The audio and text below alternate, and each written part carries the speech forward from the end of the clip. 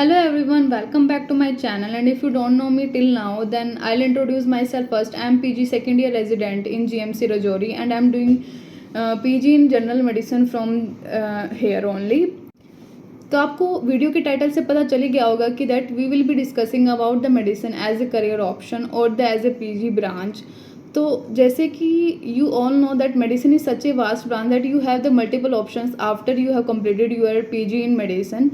You can if you don't want to study further after medicine, you can go for the consultant physicians, like you can join any type of private hospital and you will easily get 3 to 3.5 lakh per month.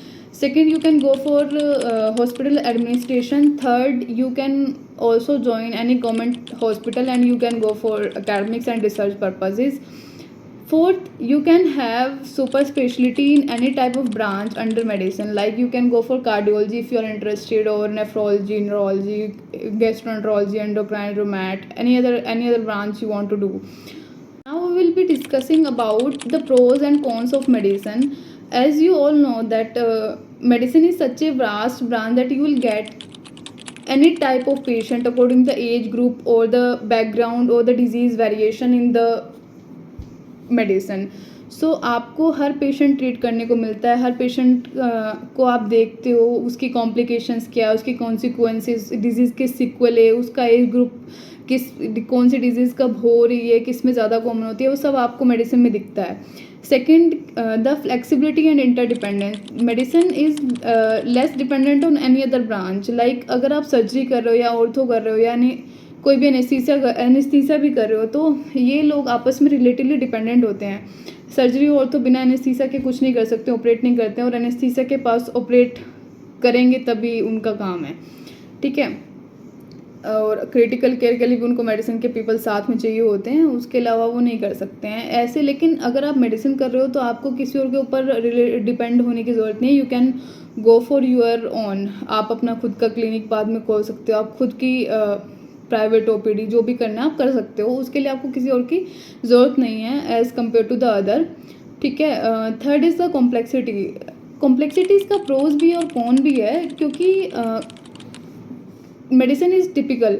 Like आपको हमेशा वो bookish symptoms नहीं मिलते हैं patient के कि हाँ इसको ये है तो इसको यही निकलेगा. आपको सोचना पड़ेगा. You have to reveal the things, you have to unveil the things.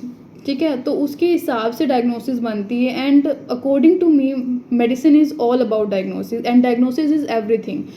आपको लग रहा होगा कि नहीं ट्रीटमेंट है, ट्रीटमेंट इंपॉर्टेंट नहीं है. अगर आपने एक बार डायग्नोसिस बना ली देन ट्रीटमेंट तो कोई भी कर देगा. So that is the beauty of the medicine. Fourth is about the job. आपको ऐसा नहीं है कि आपने मेडिसिन किया तो आपको जॉब नहीं मिलेगी. You will gate easily.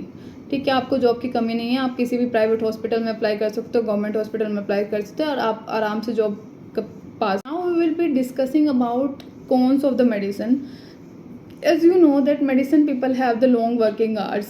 ठीक है. कभी भी आपको इमरजेंसी आ जाती है, कभी भी कोई मेडिकल इमरजेंसी पड़ जाती है तो आपको जाना पड़ता है. ठीक है. उसके लिए पेशेंट टाइम नहीं देखता है.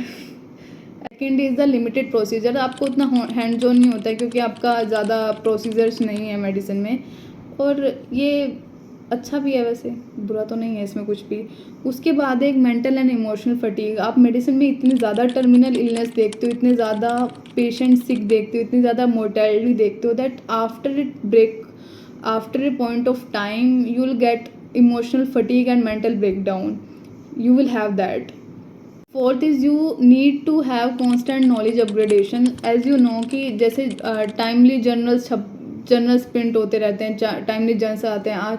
आज ये ड्रग चल रही है, आज ये ड्रग ऑफ चॉइस है किसी डिजीज़ की, कल को हो सकता है कि ड्रग बैन हो जाए, कभी भी ऐसा हो जाता है. तो आपको अपनी नॉलेज को कंटिन्यूसली अपग्रेड करना पड़ता है. You will have to be in continuous learning phase.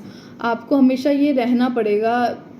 This is I feel कि one of the con of a medicine. और उसके बाद है पेशेंट कंप्लायंस इशू. हम लोग इंडिया में रहते हैं और इंडिया में follow ups, I think that is the most difficult thing to do. Patient compliant नहीं है तो फ्रस्ट्रेशन होती है. आप किसी की भी डायग्नोसिस बना रहे हो, उसको ट्रीटमेंट शुरू करना है, आपको देखना है फॉलो अप पे क्या हो रहा है, लेकिन पेशेंट फॉलो नहीं कर रहे हैं. It can be due to the economical issue और anything, but this is the truth. 6 is you have to do super specialization if you have opt for the internal medicine. मैं ये नहीं कह रही कि आपको इंटरनल मेडिसिन के बाद जॉब्स नहीं मिलेगी. लेकिन आज वो टाइम आ चुका है कि पीजी ब्रांचेस अब सैचुरेट हो चुकी है, चाहे वो मेडिसिन हो, चाहे सर्जरी हो, चाहे ऑर्थो हो, चाहे कोई भी ब्रांच हो, लेकिन ये सैचुरेट हो चुकी है। और आजकल के टाइम पे, आजकल की ईरा में लोग प्रेफर करते हैं कि हम सुपर स्पेशलाइजेशन को दिखाएं। मतलब वो चाहते हैं कि अगर उनको पेन एब्डोमेन हो रहा है तो ये नहीं है कि वो पहले किसी के पास जाएंगे, वो सीधा कहेंगे कि हमें गैस्ट्रो के पास जाना है। या उनको कोई चेस्ट पेन हुआ है कभी, वो बिना ईसीजी के सबसे पहले जाएंगे कि नहीं हमें तो कार्डियोलॉजी को दिखाना है।